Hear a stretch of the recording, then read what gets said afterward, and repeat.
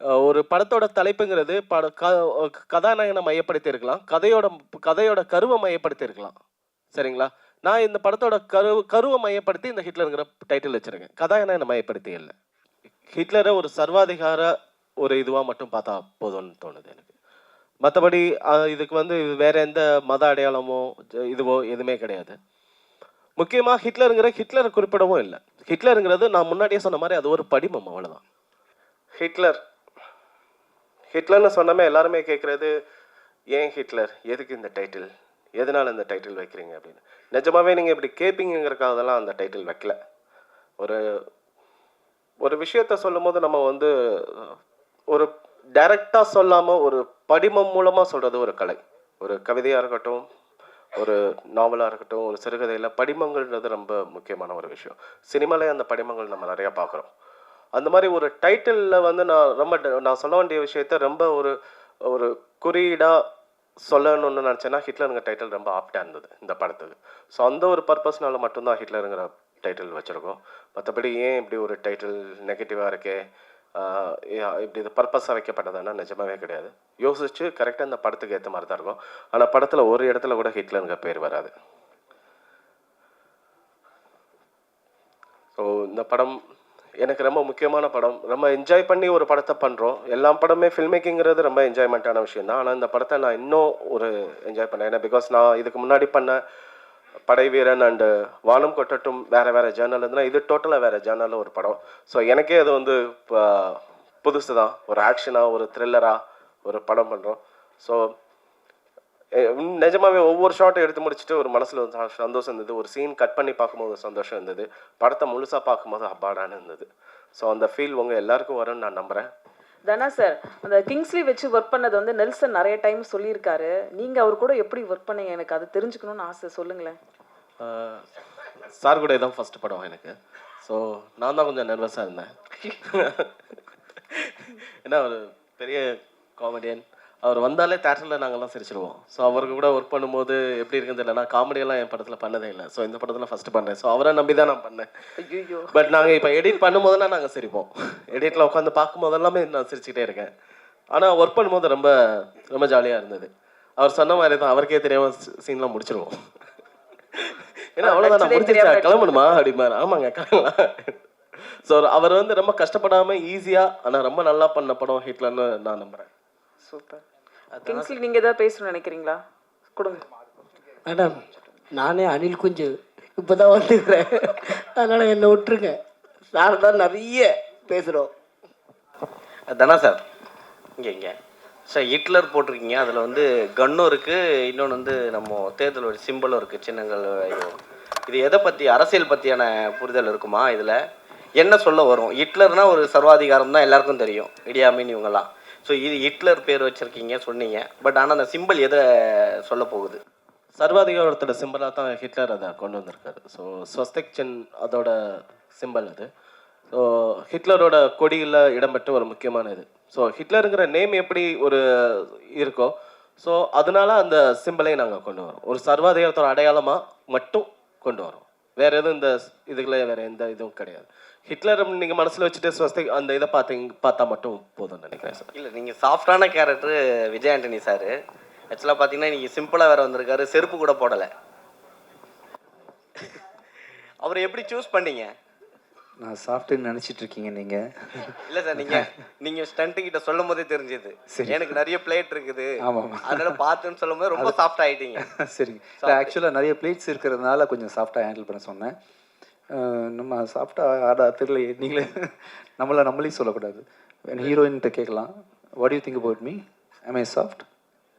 You have to see the movie to see more shades of sir. I also got shocked. படத்தை பார்த்தா என்னோட முரட்டு குணம் வெளியே தெரியும். டேரக்டர் இன்னும் சொல்லவே இல்லையே உங்களை பற்றி. இல்லை, நான் விஜயானி சாரை சூஸ் பண்ணல, விஜயானி சார் தான் என்ன சூஸ் பண்ணாரு. ஒரு படம் பண்ணுவாங்கன்னு கூப்பிட்டாரு. கதை ஏதாவது இருக்குன்னு தான் சொல்லுங்க அப்படின்னாரு. நான் இந்த ஹிட்லரோட கதையை தான் நான் முதல்ல எழுதின கதை, நான் படமாக பண்ணணும்னு நினச்சது அது. ஆனால் அதை விட்டுட்டு அதுக்கப்புறம் நான் படைவீரன் பண்ணேன். ஸோ இந்த கதை சாருக்கு சரியாக இருக்கும்னு நான் நம்பினேன். ஸோ நான் போய் சொன்னேன், அவருக்கும் பிடிச்சிருந்தது. அப்படி தொடங்கப்பட்டது. அதாவது ஹிட்லர் வந்து ஒரு பெரிய சர்வாதிகாரிங்கிறது எல்லாருக்குமே, ஊருக்கே உலகத்துக்கே தெரியும். அவருடைய ஸ்வஸ்திகா சின்னம் இருக்கு பாருங்க, அதை நீங்கள் குறிப்பிட்டிருக்கீங்க இங்கே. அது ஒரு மத குறியீடு. அது மட்டும் இல்லை, அவர் அடிக்கடி வந்து காளியை பற்றி புகழ்ந்து பேசுவார். காளி இல்லாமல் என்னால் இருக்க முடியாது, காளியினுடைய குற்றப்பார்வை அப்படின்லாம் சொல்லக்கூடியவர். ஆக ஒரு மதத்தினுடைய பிரதிநிதியாக ஹிட்லரை காட்டலீங்களா? நாங்கள் அப்படி எதுவும் காட்டவும் இல்லை. அந்த மாதிரி ப்ரொஜெக்ட் பண்ண வேண்டிய தேவை இந்த படத்துக்கும் இல்லைன்றதுனால நீங்கள் ஹிட்லரை ஒரு சர்வாதிகார ஒரு இதுவாக மட்டும் பார்த்தா போதும்னு தோணுது எனக்கு. மற்றபடி இதுக்கு வந்து வேற எந்த மத அடையாளமோ இதுவோ எதுவுமே கிடையாது. முக்கியமாக ஹிட்லரை குறிப்பிடவும் இல்லை. ஹிட்லருங்கிறது நான் முன்னாடியே சொன்ன மாதிரி அது ஒரு படிமம், அவ்வளோதான். இல்லை, அந்த படிமத்தை வந்து கதாநாயகனை வந்து உயர்த்தி காட்டுற ஒரு தமிழ் சினிமாவில் நீங்கள் இது ஹிட்லர் வந்து கதாநாயகன்னு சொல்லுதுன்னு நீங்கள் சொல்ல முடியாது. இல்லை இல்லை, நான் வந்து இந்த படத்தினுடைய தலைப்பை வச்சு நான் சொல்கிறேன். படத்தோட தலைப்பு வில்லனுக்கு உண்டான தலைப்பாகவும் இருக்கலாம் இல்லையா? ஓ, அப்படின்னா கதையினுடைய நாயகன் எதிர்நாயகனா? கதையினோட நாயகனை மட்டுமே தலைப்பா வைக்கணும்னு இல்லையே சார். அதுல இருக்க கருத்தை எடுத்துக்கிறோம் தான் நான் நினைக்கிறேன். அது அதோட யார் சொன்னா அவர் சொன்னதுல ஏதாவது குறியீடா இருக்கா அப்படின்னு போனா கிடையாது. இந்த படத்துக்கு அந்த வரி வந்து ரொம்ப முக்கியமான வரி. ஒரு போராட்டம் அப்படிங்கறத வந்து நம்ம எந்த விதமா போராடம் அப்படிங்கறத வந்து நம்மளோட எதிரி தீர்மானிக்கிறாங்கிற ஒரு மாமாவோட அந்த வரிகள் வந்து ரொம்ப முக்கியமான வரிகளா நான் நம்புறேன். இதை வந்து அதனால இதை நம்ம கொண்டு வரோம். ஹிட்லருங்கிறத வந்து ஒரு ஒரு ஒரு சர்வாதிகாரத்தோட அடையாளம். ஒரு ஒரு மனிதன் ஒரு சர்வாதிகாரத்தை அடைஞ்சிடக்கூடாது, ஒரு ஹிட்லரா ஆயிடக்கூடாது அப்படின்ற ஒரு முனைப்பு தான் இந்த படம். ஏன்னா இதுல ரத்தம் இருக்கு இந்த படத்துல. அதனால டைரக்டர் சார் ஹியர் இங்கே சார், உங்களுடைய ப்ரீவியஸ் படமாகட்டும் இந்த படமாகட்டும் அது எக்ஸப்ஷனலி வெல் மேட் ஃபிலிம். இந்த படத்தில் நீங்கள் தான் யூ ரிட்டன் த ஸ்டோரி அப்படின்றதால கேட்குறேன். What was the spark that led you to write the story? Is it based on a real life incident? எங்கேயாவது something must have got you to think about this இல்லையா? ரெண்டு விதமா நம்ம வந்து கதைகள் எழுதுவோம் நான் தோணுது என்னை பொறுத்த வரைக்கும். ஒன்று, நம்ம வந்து சில படங்கள் பார்ப்போம், நம்ம ரொம்ப பிடிச்ச படங்கள் இருக்கும், அந்த பிடிச்ச படங்களை ரெஃபரன்ஸை வச்சுட்டு நம்ம ஒரு கதை யோசிப்போம். ரெண்டாவது, நம்ம வாழ்க்கையில் நடந்த சம்பவங்கள் ஏதாவது ஒன்று நம்ம பாதிச்சதை வச்சு கதை எழுதுவோம். எல்லாருக்குமே இது அந்த முதல் கருங்கிறது இந்த ரெண்டு இடத்துல இருந்து ஒன்று தான் கிடைக்குதுன்னு நம்புறேன். நான் என்னோட ஒரு நாள் பயணத்தில் எனக்கு ஒரு எக்ஸ்பீரியன்ஸ் இருந்தது. அதை பேஸ் பண்ணி யோசிக்கும் போது இப்படி ஒரு கதை வந்தது. இது வந்து ரியல் லைஃப் இன்சிடென்ட்ஸ்லேருந்தே வருதுன்னு சொல்லலாம். படத்தில் நடிக்காதவங்களை பற்றி நம்ம பேசி அதை ஒரு இது பண்ண வேணாம். அவங்க உண்மையிலேயே இந்த படத்தில் ரொம்ப இன்வால்மெண்ட்டோட ஒரு ஹீரோயின் இருந்தாங்க. பட் அவங்க பர்சனல் ரீசனால் அவங்களால வர முடியல. அவங்க ஃபேமிலியில் ஒருத்தருக்கு வந்து ரொம்ப சீரியஸாக இருந்ததுனால அவங்க கூட வந்து பார்த்துக்க வேண்டியதாகிடுச்சு. அதனால அந்த போனாங்க. 2 நாளில் எங்களுக்கு வந்து ஒரு ஹீரோயின் கண்டிப்பாக வேணும், அதுவும் என்னோட கேரக்டர் ஏற்ற மாதிரி வேணும், விஜயானி சாருக்கு ஆப்டாகவும் கரெக்டாகவும் இருக்கணும். ஸோ அதில் நிறைய 2 நாளில் உட்காந்து கிட்டத்தட்ட 40 மணி நேரம் தலையை பிச்சுட்டு யார் இருக்காங்கன்னு பார்த்து அப்படி ஒரு இதில் ஒரு ஃபோட்டோஸ் பார்த்தோம்.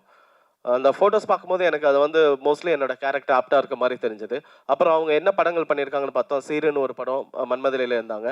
அவங்க ஒரு விதத்தில் ஒரு பூமிகாவோட ஒரு சாயல் இருந்தது. எனக்கு பூமிகா அவங்கள எனக்கு ரொம்ப பிடிக்கும். ரொம்ப நல்ல ஆக்ட்ரஸ் அவங்க. அவங்ககிட்ட ஒரு பாந்தம் இருக்கும். ஸோ அதே மாதிரி என்னோட ஹீரோயினுக்கு வந்து ஒரு ஜாலியான ஒரு பொண்ணு மட்டும் இல்லை, அவளுக்குள்ள ஒரு பெயின் இருக்குது, அவளுக்கு ஒரு எக்ஸ்பெக்டேஷன் இருக்குது லைஃப்பில். ஒவ்வொரு தடவையும் தோற்று வந்து நிற்கிற ஒரு பொண்ணு அவள். ஸோ அந்த பெயினை தாங்குற ஒரு முகம் வேணும்னு தோணுச்சு. ஸோ அது ரியா சுமன் அவங்களுக்கு இருக்குன்னு நான் நம்பினேன். ஸோ அப்படி உள்ள வந்தாங்க. வந்திருக்கும் பத்திரிகை ஊடக தொலைக்காட்சி நண்பர்கள் அனைவருக்கும் வணக்கம். நன்றி சொல்லணும்னா நான் கிட்டத்தட்ட ஒரு 500 பேருக்கு சொல்லணும். இந்த படத்தில் அவ்வளோ பேர் அவ்வளோ உதவி செஞ்சுருக்காங்க, அவங்களோட உழைப்பை கொடுத்துருக்காங்க. தயாரிப்பாளர் சார் என்னை நம்பி ஒரு படம் கொடுத்துருக்காரு, அவருக்கு முதல்ல நன்றி சொல்லிக்கிறேன். விஜயானி சார் நான் சொன்ன கதையை நம்பி எனக்கு ஒரு படம் கொடுத்துருக்காரு, அவருக்கு ஒரு நன்றி சொல்லிக்கிறேன். அதை தாண்டி இந்த படத்தில் நிறைய நடிகர்கள் நடிச்சிருக்காங்க, எல்லாருமே experienced. Vivek Prasanna sir, Tamil sir, Charanraj sir, முக்கியமாக கௌதமேனன் சார், எல்லாரும். இப்படி ஒரு நிறைய நல்ல ஆர்டிஸ்ட் கூட ஒர்க் பண்ணுறது தான் ரொம்ப ரொம்ப சந்தோஷமான விஷயம். நம்ம சொல்கிறத ஈஸியாக புரிஞ்சுப்பாங்க. ஏன்னா சினிமாங்கிறது ஒரு நேரம் சம்மந்தப்பட்ட விஷயம், ஷூட்டிங்கிறது. ஸோ அதுக்குள்ளே வந்து நம்ம நினச்சதை அன்னைக்கு எடுக்க வேண்டியதை எடுத்து முடிக்கணும்னா அதை நம்மளை புரிஞ்சுக்கிற ஒரு நடிகர்கள் கிடைச்சிட்டா அது ரொம்ப பெரிய விஷயம் ஒரு இயக்குனராக. அந்த விஷயத்தில் நான் ரொம்ப கொடுத்து வச்சேன் நான் ஹிட்லரில். ஏன்னா எல்லாருமே ஒரு எக்ஸ்பீரியன்ஸ்டு நல்ல நடிகர்கள். அவங்களுக்கு நான் ரொம்ப சொல்லணும்னு அவசியமே இல்லை. அவங்க ரொம்ப ஈஸியாக என்னை புரிஞ்சுக்கிட்டாங்க. இந்த படம் ரொம்ப சீக்கிரமாகவே எடுத்து முடிச்சிட்டோம்னு சொல்லலாம். இடையில விஜய் ஆண்டனி சாருக்கு ஒரு சின்ன ஆக்சிடென்ட் நடக்கலாட்டினா இந்த படம் வந்து கிட்டத்தட்ட ஒரு பூஜா ஹாலிடேஸ்க்கே வெளியே வந்திருக்க வேண்டிய படம். ஒரு சின்ன ஒரு தடங்கள், ரொம்ப வருத்தமான தடங்கள். அதை தாண்டி அவர் எப்படி இவ்வளோ ஃபோர்ஸ்ஃபுல்லாக இவ்வளோ ஸ்ட்ராங்காக வர்றாரு அப்படின்னு பார்க்குறதெல்லாம் எனக்குலாம் ரொம்ப பெரிய ஊக்கமாக இருக்குது. எனக்குலாம் ஒரு சின்ன காய்ச்சல் இருந்தாலே நான் போய் படுத்துருவேன். என்ன வேணாலும் ஆகிட்டு போட்டு ஒரு நாள் கழிச்சு போய் பார்க்கல நான். பட் அவர் ஆக்சிடென்ட் ஆனதுக்கப்புறம் அந்த அங்கேருந்து ஒரு வீடியோ காலில் ஹாஸ்பிட்டலில் இருந்துட்டு இல்லை ஷூட்டிங் நாங்கள் பாதியில் இருக்கும்போது அவர் 3 days கேப்பில் போயிருந்தார். இங்கே செட் ஒர்க்லாம் நடந்துகிட்ருக்கு, ஷூட்டிங் ஆரம்பிக்கணும் கௌதமேனன் சார் வச்சு. அதுக்கப்புறம் சார் வந்து ஜாயின் பண்ணிக்கிற மாதிரி இருந்தது. ஆனால் பட் அவர் ஆக்சிடென்ட் ஆனதுக்கப்புறம் நாங்கள் ரொம்ப பயந்து போயிருந்தோம். அவர் அங்கேருந்து வீடியோ காலில் இல்லை ஒன்றும் இல்லை, நான் ஒன்றும் பிரச்சனை இல்லை, நீங்கள் ஷூட்டிங் கன்டினியூ பண்ணுங்க அப்படின்னு. அவ்வளோ அடிபட்டிருந்தது அவருக்கு உண்மையிலே. இது பல பேருக்கு தெரியாது, ரொம்ப பெரிய ஆக்சிடென்ட் தான். சாரி சார் நீங்கள் சொல்கிறதுக்கு. பட் உங்கள்கிட்டருந்து நிறையா கற்றுக்கிறேன் விஜய் ஆண்டனி சார். அந்தளவுக்கு தொழில் மேலே ரொம்ப உண்மையாக இருக்கக்கூடிய ஒரு ஹீரோ. அவர் கூட ஒர்க் பண்ணது அது உண்மைதான். அது ரியா சொன்ன மாதிரி அவர் செட்டில் இருக்கதே தெரியாது. அவர் சார் எங்கே அப்படின்னு கேட்கும்போது அங்கே பக்கத்தில் தான் நின்றுட்டு இருப்பார். அது வரைக்கும் அவர் எங்கே இருக்காரான்னு தெரியாது. ஏதோ ஒரு மூலையில் உட்காந்துட்டு அவர் லேப்டாப் வச்சுட்டு ஏதோ ஒரு வேலை பண்ணிகிட்டே இருப்பார். ஸோ இப்படி ஒரு சில நடிகர்களோட ஒர்க் பண்ணுறது தான் ஒரு இயக்குனருக்கு சந்தோஷம்னு நான் நினைக்கிறேன். ஸோ அது இந்த படத்தில் எனக்கு கொடுத்த எல்லாருக்குமே நன்றி. தென் இங்கே நான் வந்து என்னோடய டிஓபியை மிஸ் பண்ணுறேன், நிஜமாகவே மிஸ் பண்ணுறேன் அவர். ஏன்னா பிகாஸ் நான் காலையில் இன்றைக்கி ஷூட்டிங் ஆரம்பிக்கணும்னு வீட்டிலேருந்து கிளம்பும் போது எனக்கு ஒரு பெரிய நம்பிக்கைங்கிறது வந்து ஓகே என்னோட டிஓபி அங்கே இருக்கார் அப்படிங்கிறது தான். அந்தளவுக்கு ஒரு எங்களுக்குள்ள ஒரு நல்ல ஒரு சிங்க் இருந்தது. இந்த படத்தை பற்றி தினம் பேசி புரிஞ்சுட்டு இதுக்கு என்ன மாதிரி ஒரு அடுத்த லெவலில் ஒரு ஷாட் வைக்கணும், அதில் ஒரு சின்ன விஷயம் இருக்கணும், ஃப்ரீஸ் பண்ணி பார்த்தா கூட அந்த ஷாட் அழகாக இருக்கணும், ஏதாவது ஒரு டீட்டெயில் இருக்கணும், ஒரு டெப்த் இருக்கணும். இந்த அளவுக்கு பேசி என் கூட ஒர்க் பண்ணி கொடுத்தவர் வந்து நவீன். அவருக்கு ரொம்ப பெரிய தேங்க்ஸ். அவர் இங்கே இல்லை, அவர் வேற ஒரு ஷூட்டில் இருக்கார். But Naveen thank you. இதில் நான் மிஸ் பண்ணுற இன்னொருத்தர் வந்து ஜிவிஎம் சார். ஜிவிஎம் சார் படங்கள் பார்க்குறது எனக்குலாம் அவ்வளோ சந்தோஷம். அவர் கூட சேர்ந்து ஒர்க் பண்ணுறது, அவருக்கு நான் சொல்லிக் கொடுத்து அவ்வளோ ஒரு டேரக்டர் நடிக்க வைக்கிறதுங்கிறது வந்து ரொம்ப ஹாப்பியான ஒரு விஷயம். என்னன்னு தெரியல, எனக்கு படை வீரனாக இருக்கட்டும் வானம் கொட்டட்டும் ரெண்டுலேயுமே என்னோட படத்தில் நான் வந்து இயக்குனர்களை நடிக்க வைக்கிற ஒரு வாய்ப்பு எனக்கு கிடச்சிட்டே இருக்கு. படை வீரனில் வந்து பாரதி ராஜா சார் கூட அவரை நடிக்க வச்சிருந்தேன். அது ரொம்ப பெரிய எக்ஸ்பீரியன்ஸ். பாரதி ராஜா சார் வந்து அப்பா மாதிரி டெய்லி அப்பான்னு கூப்பிட்டாலும் அவர் உட்காந்து நிறையா சொல்லிக் கொடுப்பாரு. ஏன்னா என்னோட முதல் படம் அது. அவர்கிட்ட இருந்து நிறையா நான் கற்றுருக்கேன். அதே மாதிரி வானம் கொட்டட்டும்லேருந்து பாலாஜி சக்திவேல் சார் எல்லாம் லெஜண்ட்ஸ். அப்படி படங்கள் பண்ணவங்க. அவங்க கூட ஒர்க் பண்ணும்போது அவங்க சொல்லிக் கொடுக்கலன்னா போய் கேட்பேன் நான், சார் இது இப்படி பண்ணீங்க அதை அப்படி பண்ணீங்கன்னு. அதே மாதிரி இந்த படம்ல அதில் GVM sir Tamil sir 2 director வந்து கூட இருந்தாங்க. அதெல்லாம் ஒரு உத்வேகம் தான் நமக்கு. தென் மியூசிக் டைரக்டர்ஸ் விவேக் மர்வின். ரொம்ப சின்ன பசங்களாக இருக்காங்களே அப்படின்னு ஃபஸ்ட்டு நான் நினச்சேன். பட்டு நம்மலாம் சின்ன பசங்க கூட ஒர்க் பண்ணும்போது எவ்வளோ எனர்ஜியாக ஒர்க் பண்ணுவோன்னு எனக்கு அவங்க கூட ஒர்க் பண்ணும்போது தெரிஞ்சுது. எங்கள் ஒரு மியூசிக் கம்போசிங் மாதிரியோ இல்லை ஒரு பேக்ரவுண்ட் ஸ்கோர் ஒர்க் பண்ணுற மாதிரியே இருக்காது. நாங்கள் 3 பேர் அவ்வளோ ஜாலியாக ஒர்க் பண்ணோம். அது தொழில் மட்டும் தான் பார்ப்போம், வேலை மட்டும் தான் பார்ப்போம். அது அவ்வளோ ஜாலியாக ஒர்க் பண்ணியிருக்கோம். அந்த சீன்ஸ் திரும்பி போட்டு பார்க்குறது, அதில் வேறு கொண்டு வரலாமான்னு சொல்கிறது. எனக்கெல்லாம் மியூசிக் பற்றி ஒன்றுமே தெரியாது. ஆனால் நம்ம ஏதோ ஒரு பார்த்த படங்கள்லேருந்து ஏதோ ஒரு ரெஃபரன்ஸ்லேருந்து அதுலலாம் ரொம்ப நல்லா பண்ணியிருந்தாங்க ப்ரோ. அந்த மாதிரி நம்மளுக்கு எதாவது வேணும்னு கேட்டால் அதை புரிஞ்சுட்டு அவங்க வேற ஒன்று ட்ரை பண்ணி நிறைய விஷயங்கள் அந்த மாதிரி எங்களுக்குள்ள நடந்திருக்கு. ஒரு லாங் ஜேர்னினே சொல்லலாம் இந்த படத்தை பொறுத்த வரைக்கும். பேக்ரவுண்ட் ஸ்கோரில் அவ்வளோ தூரம் ஒரு 8 ரீல்ஸ் அப்படிங்கிறது ஒரு 2.5 மணி நேரம் படம். அதை வந்து அதுக்கு அவ்வளோ மியூசிக் தேவைப்படுது. ஏன்னா பிகாஸ் ஆக்ஷன் ஃபிலிம்ஸ் வேறு, நம்ம வந்து ரொம்ப சைலன்ஸ் எல்லாம் கிடையாது, நிறைய மியூசிக் பேக்கடாக இருக்குது. ஸோ ஒவ்வொன்றையும் எந்த இடத்துலையுமே ட்ராப் ஆகாமல் நம்ம அவ்வளோ நல்லா பண்ணியிருக்காங்க. Thank you Vivek Marvin. சங்கத்தமிழன் நானும் எப்படி சொல்கிறது, மெட்டாஸ்டாக்கிஸ் ஸ்கூல் தான் அவரும் அங்கேருந்து ரொம்ப நான் ஸ்ரீகர் பிரசாத் சாரோட அசிஸ்டண்ட். அவர் காட்டு வெளியீடையில் ஒர்க் பண்ணும்போது இருந்தால் எனக்கு தெரியுங்க. ஸோ நாங்கள் 2 பேரும் எங்களுக்கு வந்து மணி ரத்னம் சார் வந்து எங்கள் 2 பேருக்கும் ஒரு வாய்ப்பு கொடுத்தாரு வானம் கொட்டட்டும். அதில் நான் டேரெக்டாக எனக்கு ஒரு வாய்ப்பு கொடுத்தாரு. சங்கத்தமிழனுக்கு எடிட்டராக இருந்தார். அதுதான் சங்கத்தமிழனோட முதல் படம். ஸோ நாங்கள் 2 பேருமே அதில் ப்ரூவ் பண்ணணும்னு நினச்சி நிறையா ஒர்க் பண்ணியிருக்கோம். அதை இப்போ வரைக்கும் கண்டினியூ பண்ணிட்டு வந்துட்டுருக்கோம். ஸோ சங்கத்தமிழன் வந்து ஒரு எடிட்டர் வந்து அவர் நிறைய வேறு படங்கள் பண்ணாலும் எனக்கு ஃபஸ்ட்டு ப்ரிஃபரன்ஸ் கொடுப்பாரு. நான் கால் பண்ணி இன்றைக்கி ஒரு சீன் கட் பண்ணலாமா, இது இப்படி பண்ணலாமான்னு கேட்டால் வாங்கண்ணா அப்படின்றாரு. அதை தாண்டி அவர்கிட்டேருந்து வேறு பதிலே வராது. அவர்கிட்ட போய் நான் எல்லாரையும் விளக்கிட்டு நான் போய் ஃபுல்லாக உட்காந்து ஒர்க் பண்ண ஆரம்பிச்சிடுவேன். அந்த ஒரு ஃப்ரீடம், அந்த ஒரு ஸ்பேஸ் எனக்கு வந்து சங்கத்தமிழன்ட்டு இருக்குது. தென் ரியா சுமன் ஹீரோயின். ஆக்சுவலாக ரியா சுமன் வந்து அவங்கள எனக்கு முன்னாடி தெரியாது. இந்த படம் வந்து ஷூட்டிங் போகிறதுக்கு 2 நாளைக்கு முன்னாடி தான் ஹீரோயின் ஃபிக்ஸ் பண்ணோம். ஏன்னா அதுக்கு முன்னாடி ஒரு ஹீரோயின் ஃபிக்ஸ் பண்ணியிருந்தோம். பட் அவங்களுக்கு பர்சனலாக சில ப்ராப்ளம் இருந்ததுனால ஷூட்டிங் ஆரம்பிக்கிறதுக்கு 2 நாளுக்கு முன்னாடி அவங்க வந்து படத்தில் நடிக்க முடியாமல் ஆயிடுச்சு. ஸோ கிட்டத்தட்ட ஒரு 30 டேஸ் ஷெட்யூல் பண்ணியிருக்கோம். செட் ஒர்க் எல்லாமே போயிட்டுருக்கு. பெரிய படம், நிறைய க்ரௌடு, நிறைய ஆர்டிஸ்டோட காம்பினேஷன். ஸோ டக்குன்னு ஹீரோயின் இல்லைன்னா என்ன பண்ணுறதுன்னு சொல்லி உண்மையிலே பயந்தே போயிட்டேன். அப்போது ஒரு அவசரத்தில் எடுத்த முடிவுன்னு கூட சொல்லலாம் ரியா சுமன். ஆனால் பட் அது ரொம்ப அழகாக வந்திருக்கு. அவங்க வந்து ரொம்ப ப்ரொஃபஷ்னல், வெரி ப்ரொஃபஷ்னல். கரெக்டாக அவங்களுக்கு வந்து தமிழ் தெரியாது அந்தளவுக்கு. பட் அவங்க வந்து லைன்ஸ் எல்லாம் வந்து தங்கிலீஷில் எழுதி வச்சு டெய்லி ஷூட்டில் பார்த்தீங்கன்னா ஏதோ ஒரு மூலையில் உட்காந்து அந்த லைன்ஸை ப்ராக்டிஸ் பண்ணிகிட்டே இருப்பாங்க. ஏன்னா நம்ம வந்து தங்கிலீஷையே வந்து படிச்சிடலாம், அதை வந்து ஒப்பிச்சிட கூட செஞ்சிடலாம். ஆனால் பட் அந்த பிச்சில் பேசணும், அப்படின்னா தான் நம்மளுக்கு அந்த ரியாக்ஷன், எமோஷன்ஸ் எல்லாமே வரும். ஸோ அதுக்கு அவங்க ஃபுல்லாக ஒர்க் பண்ணிகிட்டே இருப்பாங்க. எப்போ திரும்பி பார்த்தாலும் ஏதோ ஷூட்டில் எங்கே பார்த்தாலும் ஒரு மூலையில் உட்காந்து அந்த டைலாக்ஸை மக்கப் பண்ணுறது, சொல்லி பார்க்குறது, அந்தளவுக்கு ஒரு டெடிகேஷன் அவங்களுக்கு ரொம்ப இருந்தது. ஸோ ஃப்ரேம்லேயே ரொம்ப நல்லா அழகாக இருந்தாங்க. ஸோ ஒரு நல்ல ஹீரோ. எனக்கு வந்து ஒரு பயந்துட்டு இருந்த ஒரு பெரிய விஷயம் வந்து ரொம்ப ப்ளஸ்ஸாக தான் அமைஞ்சுது ரியா சுமன் உள்ள வரும்போது. So thank you Riya Suman. Kingsley sir இருக்கார், அவர் வந்துட்டுருக்காருன்னு நினைக்கிறேன். அவர் செட்டுக்கு வந்தாலே அவரை பார்த்தாலே சிரிப்பு வந்துடும் எங்கள் எல்லாருக்குமே. ஸோ படத்துலையும் அவர் அந்தளவுக்கு ரொம்ப பெரிய ஒரு ப்ளஸ் இந்த படத்துக்கு கிங்ஸ்லி சார். ஹிட்லர்னு சொன்னாமே எல்லாருமே கேட்குறது, ஏன் ஹிட்லர், எதுக்கு இந்த டைட்டில், எதனால் இந்த டைட்டில் வைக்கிறீங்க அப்படின்னு. நிஜமாகவே நீங்கள் இப்படி கேட்பீங்கிறக்காகலாம் அந்த டைட்டில் வைக்கல. ஒரு விஷயத்த சொல்லும் போது நம்ம வந்து ஒரு டைரக்டாக சொல்லாமல் ஒரு படிமம் மூலமாக சொல்கிறது ஒரு கலை. ஒரு கவிதையாக இருக்கட்டும், ஒரு நாவலாக இருக்கட்டும், ஒரு சிறுகதையில் படிமங்கள்ன்றது ரொம்ப முக்கியமான ஒரு விஷயம். சினிமாலே அந்த படிமங்கள் நம்ம நிறையா பார்க்குறோம்.